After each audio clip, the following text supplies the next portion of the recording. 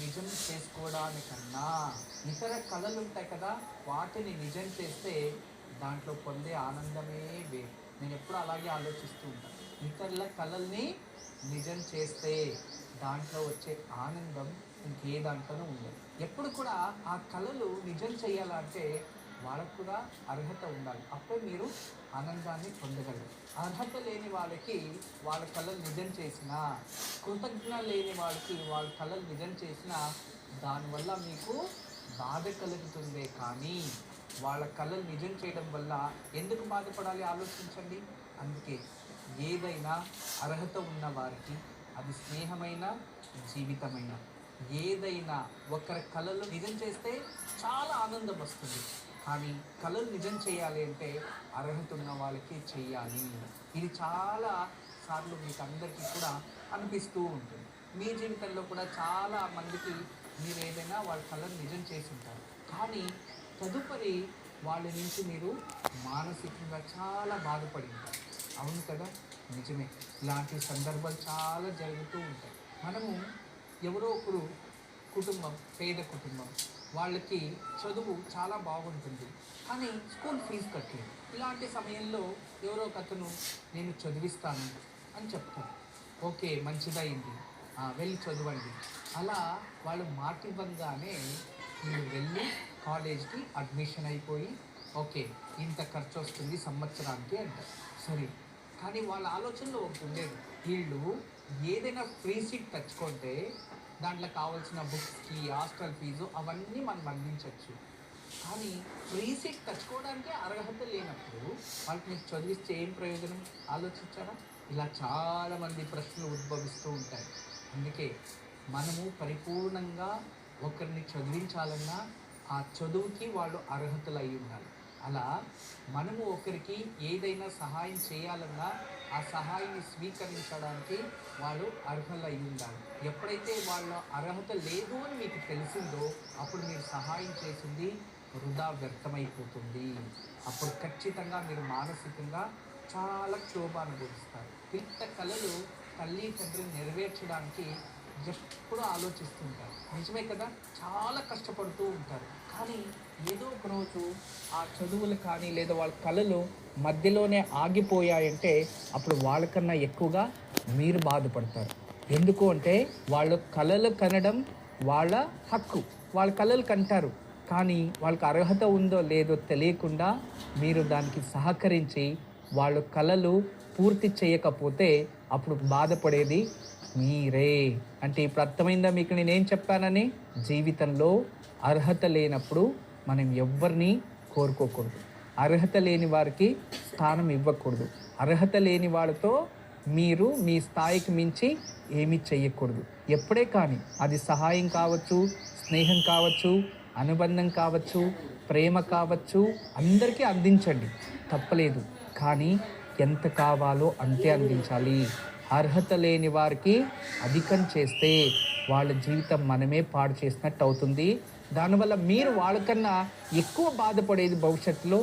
మీరు అందరికీ గుర్తొచ్చింది అనుకుంటా, మీ జీవితాల్లో ఎప్పుడైనా అర్హత లేని వారికి మీరు ఏం అందించింటారో, ఏ సహాయం చేసింటారో, దానివల్ల ఎంత దుఃఖితులు అయ్యుంటారో మీకు గుర్తొచ్చినట్టుంది ఈరోజు మంచి మాటలో.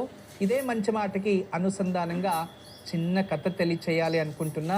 ఒక మహారాజు, చాలా గొప్ప వ్యక్తి. ఆ మహారాజు చాలా మంచిగా ప్రజలను అన్నీ చూసుకుంటూ ఉంటారు. అక్కడికి ఇంకొక మహారాజు వస్తాడు. ఆ మహారాజు వచ్చి, అరే ఈ రాజ్యం ఎంత బాగుందో, ఇలాంటి రాజ్యభారం నేను చెయ్యాలి అని అతను అనుకుంటాడు. అదే విధానంగా ఆ దారిలో ఒక అతను వెళ్తూ ఉంటాడు. ఒక పెద్ద బంగ్లా కనబడుతుంది.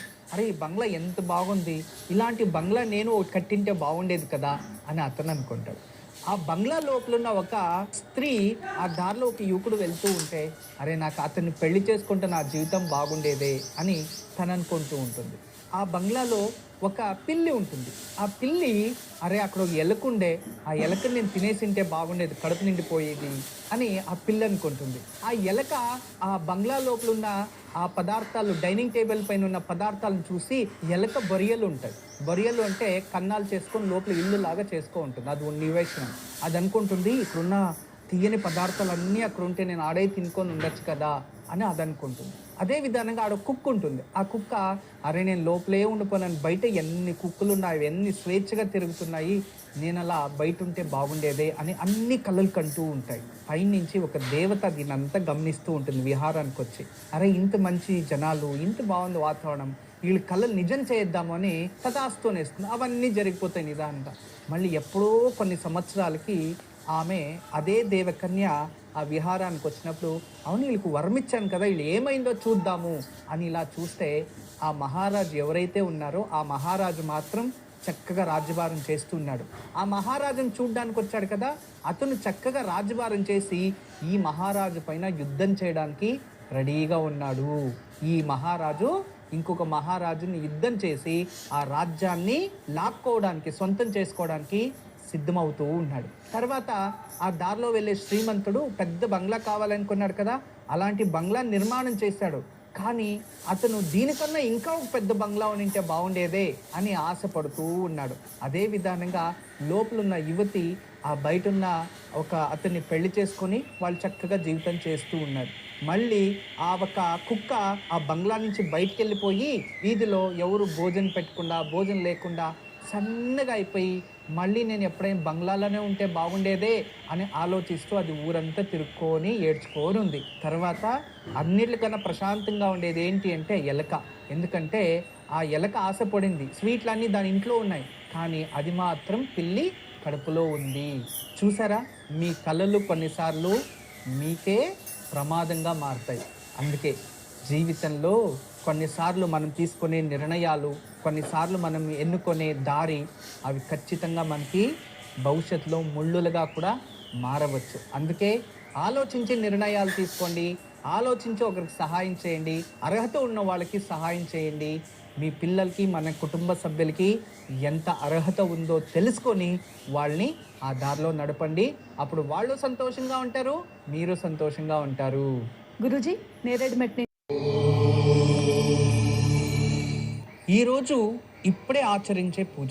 మీకు ఎవరికైనా విష్ణు సహస్రనామం వస్తే మహావిష్ణు ముందు 2 నెయ్యి దీపాలు వెలిగించి విష్ణు సహస్రనామం చదువుకోండి. విష్ణు సహస్రనామము పారాయణం చేయడానికి అవ్వదు అనేవారు ఈ నామాన్ని రోజు చదువుకుంటే ఆ విష్ణు సహస్రనామాన్ని చదివినా, పారాయణం చేసిన పుణ్యఫలం ప్రాప్తిస్తుంది అని ఈశ్వర అంటే పరమేశ్వరుడు పార్వతీదేవికి తెలియచేస్తారు. ఆ మంత్రమే శ్రీరామ రామ రామేతి రమే రామే మనోరమే సహస్రనామ తత్వల్యం రామనామ వరాననే. ఈ శ్లోకాన్ని ఎవరైతే జపిస్తారో వాళ్ళకి విష్ణు సహస్రనామము పరిపూర్ణంగా పారాయణ చేసిన పుణ్యఫలం ప్రాప్తిస్తుంది అని. ఇలా ఈరోజు అనుకూలమైతే విష్ణు సహస్రనామన్నా పారాయణ చేసుకోండి, లేదా ఈ శ్లోకాన్నైనా పారాయణం చేసుకోండి.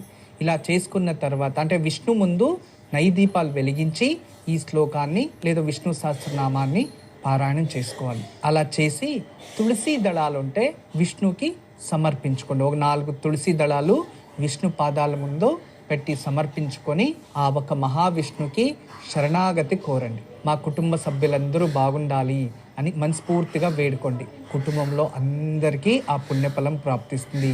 ఇది ఒక స్త్రీ ఇంట్లో ఆచరిస్తే భర్తకి, వాళ్ళ పిల్లలకి శుభం కలుగుతుంది, తనకు మంచిదవుతుంది. అదే పురుషుడు ఆచరిస్తే కుటుంబానికంతా శుభం జరుగుతుంది. అదే పిల్లలు ఆచరిస్తే ఆ వంశానికే శుభం జరుగుతుంది.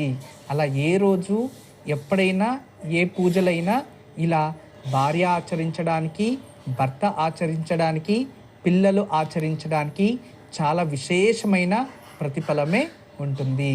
అలా ఈరోజు మీరు ఆ ఒక మహావిష్ణువుకి తులసి దళాలు అందించండి.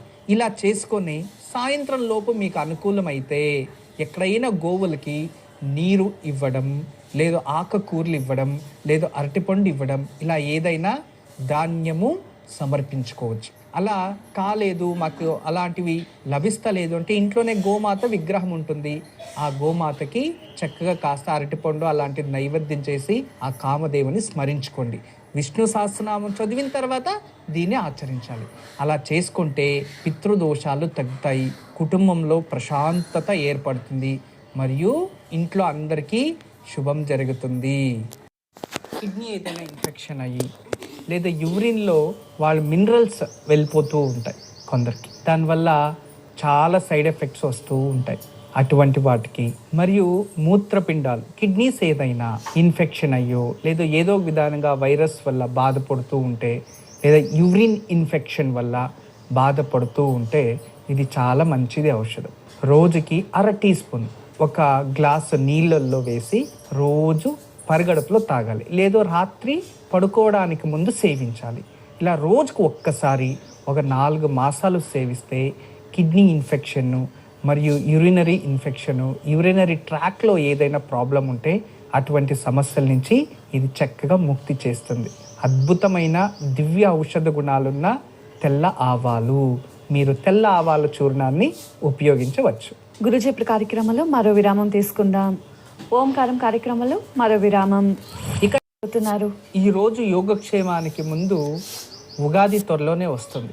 ఉగాది చాలామంది 8వ తారీఖా 9వ తారీఖా అని కన్ఫ్యూజన్లో ఉన్నారు. ఈ ఆదివారం లైవ్ షో ఉంటుంది కదా, అప్పుడు ఉగాది ఏ రోజు ఆచరించాలి అనేది అన్ని నియమాలు తెలియచేస్తారు మనకి. అయితే గత 10 రోజుల ముందు చంద్రగ్రహణం అన్నారు, ఇప్పుడు సూర్యగ్రహణం అంటున్నారు. ఈ గ్రహణం ఉండడం వల్ల రాశులకు అది జరుగుతుంది ఇది జరుగుతుంది అంటారు. దయచేసి క్షమించండి.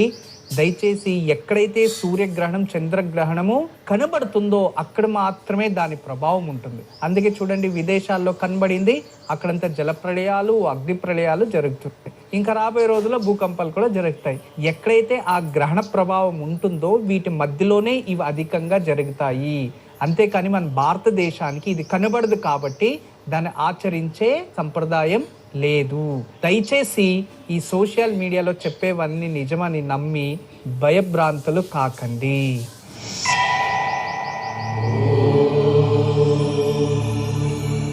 ఇక ఈరోజు దివ్యమైన యోగక్షేమం. ఈరోజు సాయంత్రం శుక్రవారం 12 గడియలు. ఈరోజు సాయంత్రం మినప్పండితో 2 ప్రమిద చేసి దుర్గామాత ముందు దీపం వెలిగిస్తే ఇంట్లో ఎవరికైనా కోపం ఉంటే అది తగ్గుతుంది, కాస్త ప్రశాంతత ఏర్పడుతుంది.